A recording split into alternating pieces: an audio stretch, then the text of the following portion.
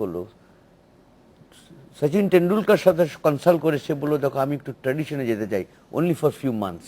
কি ট্র্যাডিশনে যেতে চাও? আমরা একসঙ্গে ডিনার করব, আমরা একসঙ্গে ফুল প্যান্ট পরে প্র্যাকটিস করবো, ট্র্যাক স্যুট পরে, হাফ প্যান্ট পরে যাবো না। We don't want to be an English westernise. আমরা একসঙ্গে খাবো, একসঙ্গে ব্রেকফাস্ট করবো, লেট আস ট্রাই দ্যাট। এবং নেক্সটে আমরা ওইভাবে যাবো, অ্যাজ এ ম্যাচ সিচুয়েশনে যে কাপড় পরে এইভাবে। তেন্ডুলকার দেখলো he has something in his mind, ক্যাপ্টেনের অনেক সে থাকে, but he took the senior most player in to confidence. কাকে? সচিনকে। সচিন বললো ক্যারি অন, এবং সেটা করেছিল তারা। আবার ব্যাক করেছে, ওখান থেকে ফ্রিডমটা দিয়েছে। বাট আমরা ওই জায়গায় পৌঁছাই নাই। আমাদেরকে কিছু কিছু সময় আমাদের ট্র্যাডিশনে যাইতে হবে, হুইচ উইল ব্রিং, যেটা কিনা আমাদের টিমের ভিতরে এক জায়গায় হলেই ওই তাদের ভিতরে কথাবার্তায় ওই টিমের যে স্পিরিটটা বা কোহেসিভনেসটা ওইটা গ্রো করবে। কারণ আজকাল মডার্ন ক্রিকেটে ওই ডেলি অ্যালাউন্সটা দিয়ে দেখা হয় না, যার যার রুমে সিঙ্গেল অকুপেন্সি। নাহলে আইসিসির এটাও দর্শকদের জানা উচিত যে ওই 16 বছরের বাচ্চাও যদি ন্যাশনাল টিমে চান্স পায়, তাকেও একটা একা থাকতে হবে এক রুমে। এটা কি খুব ইদানিং? এটা বেশ কিছুদিন থেকে এটা আইসিসি একদম ম্যান্ডেটরি। আমরা আরেকটা বিরতি নিচ্ছি। হীরা ভাই নিশ্চয়ই এই প্রসঙ্গে কিছু বলবেন, আর তারপর আমরা হীরা ভাইয়ের কাছ থেকে আবার শুরু করবো যে সিলেকশন প্রসেসটা আমাদের নিয়ে আমরা কথা বলবো। আমরা একটা বিরতি নিয়ে ফিরছি।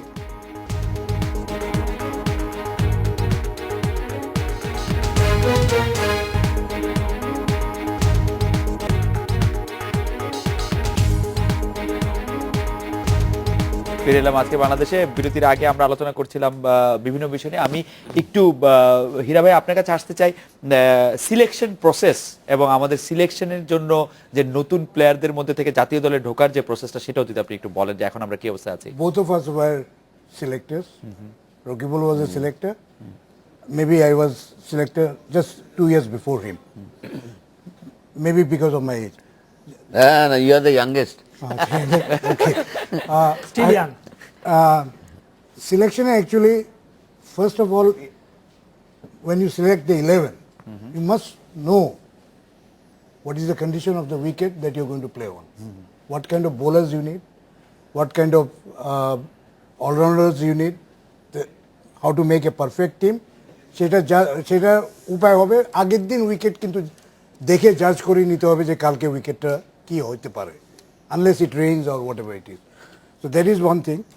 And then যেমন আমি বলি, first test why we made the mistake, we took 3 fast bowlers, but we opted to field. We opted to field. Why? Because there was grass. হ্যাঁ, মানে আমরা ভাবলাম যে উইকেটের থেকে কিছু সুবিধা আমরা নিতে পারবো আমাদের ফাস্ট বোলার, কিন্তু সেটা আজকাল সেই সুবিধাটা থাকে না। কেন আমি বলি, হাফ এন আওয়ার পর্যন্ত ময়েশ্চারটা থাকে, এরপরে কিন্তু ময়েশ্চার থাকে না। Once the moisture dries up, then wicket becomes perfect for batting, and they piled up such a big score. তখন ক্যাপ্টেনের একটা হেডেক চলে আসে। আমাদের সময় আমরা কি করতাম, যেমন we are all almost of same age and we had lot of experience, first class matches experience ছিলাম। I use to ask Rakibul, I used to ask Ashraful, I used to ask Yusuf Babu, I used to ask Jahangir Shah Badshah, এই situation থেকে আমরা কি করে বের হয়ে আসবো। আজকাল কিন্তু এটা দেখি না। কিন্তু হীরা ভাই ওই সময়ের কথা বললে তো আপনারা বেশি সময় তো ওই সময় বাইরে আসতে পারেন না আসলে সিচুয়েশন থেকে। Captain should ask his senior players what are the options now, tell me. আমি সেটাই একটু আবার বলতে চাইছিলাম যে আমাদের এই দলে কিন্তু খুব বেশি সিনিয়রও নাই, যেটা আসলে but there are some good players, যাদের সাথে আলোচনা করা যেতে পারে। যেমন he can ask Tamim, he can ask Sakib, he can ask Mahmudullah Riyad, he can even ask Razzaq, right, even ask Mashrafi. জি, রকুল ভাই কি এই প্রসঙ্গে কিছু বলবেন? আপনি প্রশ্নটা করেছিলেন, এইভাবে করলেন যে সিলেকশন পলিসি কেমন হওয়া উচিত এবং পাইপলাইনের নতুন প্লেয়াররা কিভাবে টিমে ন্যাশনাল টিমে আসা উচিত। সিলেকশন পলিসির একটা আগে উদাহরণ দিই। আমি জীবনে দেখি নাই আমার ক্রিকেট ক্যারিয়ারে যে একটা টেস্ট প্লেইং কান্ট্রির 11 জনের মধ্যে 8টা ব্যাটসম্যান, আপনি 8টা ব্যাটসম্যান নিয়ে গেলেন, তাহলে 11টা নেন। তাহলে একটা টেস্ট প্লেইং কান্ট্রির টেস্ট ম্যাচের স্ট্রাকচার অফ সিলেকশন ইজ একেবারে বাধা আছে, ইজ ফ্রেমড। 6টা ব্যাটসম্যান, 4টা বোলার, একটা উইকেট কিপার। উইকেট কিপার ব্যাটিংটা বোনাস। আর আপনাদের বাংলাদেশে আমাদের বেস্ট ব্যাটসম্যান উইকেট কিপার, তার মানে we are getting 7 batsman. Right.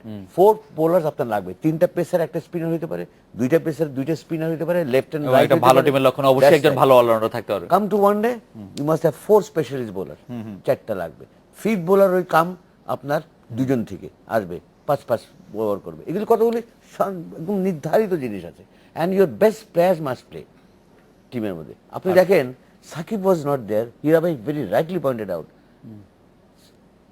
Razzak was outside the boundary line, he was drink নিয়ে যাচ্ছে। আমরা খেললাম 3.5টা বোলার নিয়ে। আজকে যদি ওই 35-40 সময় যদি রাজ্জাক থাকতো, আমি তো বিশ্বাসই করবো না কেউ যেন বলে যে আমরা ওই ম্যাচ হারতে পারি। আর ওই ম্যাচ যদি আমরা জিততাম তাহলে মানে পুরো টিমের পুরো চিত্রপট চিত্রনাট্য ডিফারেন্ট হতো। মামুন, সিলেকশন প্রসেস, পাইপলাইনে প্লেয়ার দুটো নিয়ে যদি আপনি একটু মত বলেন। কথা বলি, প্রথম হচ্ছে যে অলরেডি তো সিলেকশন নিয়ে যে দুটো বলে ফেলছেন, এটা আসলে এত বড় অসঙ্গতি দুইটা যে আমরা আমাদের বেসিক জায়গা নিয়ে কিন্তু প্রশ্ন দেখা যায়। কিছু কিছু জিনিস আছে যে আপনি করলেন, হলো না, ভুল করলেন, উইকেট বুঝতে, এটা অনেক বড়। কিন্তু এই যে 8জন ব্যাটসম্যান নিয়ে খেলা, এইটা কি মেসেজ দেয়? 3জন পেসার নিয়ে যখন আপনি ফিল্ডিং নেবেন মানে এই উইকেটে, তখন কি মেসেজ? মানে অন্য ক্রিকেটার তো ভাববে যে তার মানে তাদের ওই স্টাডিটাই নাই, ক্রিকেটের পিছনে ওই স্টাডিটাই তারা করে না বা তারা বোঝে না, এরকম একটা জায়গা আছে। আর 2 নম্বর হচ্ছে 8জন ব্যাটসম্যান। দেখেন 8জন ব্যাটসম্যান তো কি হবে? প্রথম দেখেন সবচেয়ে আনফেয়ার জিনিসটা হয় কি, 8জন ব্যাটসম্যান যদি নেন, একজনকে আপনি 8 নম্বরে ব্যাট করবেন, কোনো একজন ব্যাটসম্যানকে, এবং এখানে তাই হয়েছে। ফলে 8 নম্বরে ব্যাট করলে সে তো রান করতে পারবে না টেইলকে নিয়ে, ফলে আপনি তারপর তাকে বাদ দিয়ে দিবেন, এবং দ্যাটস হোয়াট এক্স্যাক্টলি হ্যাপেন্ড। এবং বাংলাদেশে কিন্তু 7জন 8জন ব্যাটসম্যান খেলা এরকম হয়। তবে এখানে একটা জিনিস আমার কাছে মনে হয়, সাকিব আল হাসান না থাকাতে এবার পুরো জিনিসটা একটু তালগোল পাকিয়ে গিয়েছিল আমাদের সিলেকশন। কারণ দেখেন এটা আমরা খুব লাকি, কিন্তু সাকিবের অন্য কিছু নাই বলি, সাকিব তো নিঃসন্দেহে বাংলাদেশে আবির্ভূত সেরা প্লেয়ার এবং 2টা প্লেয়ার, নট অনলি 2টা প্লেয়ার খালেদ ভাই, হি ইজ দ্য আমার the only player in cricket history যে একই সঙ্গে তার দলের সেরা বোলার, একই সঙ্গে তার দলের সেরা ব্যাটসম্যান। এটা ইউনিক। ফলে হচ্ছে কি আপনি তার সাথে আমি অ্যাড করি 12 প্লেয়ার্স, সোহাগ গাজী কিন্তু টিমে ছিল না, so our bowling side was very very weak, so any team would score more than 400 against this kind of bowling.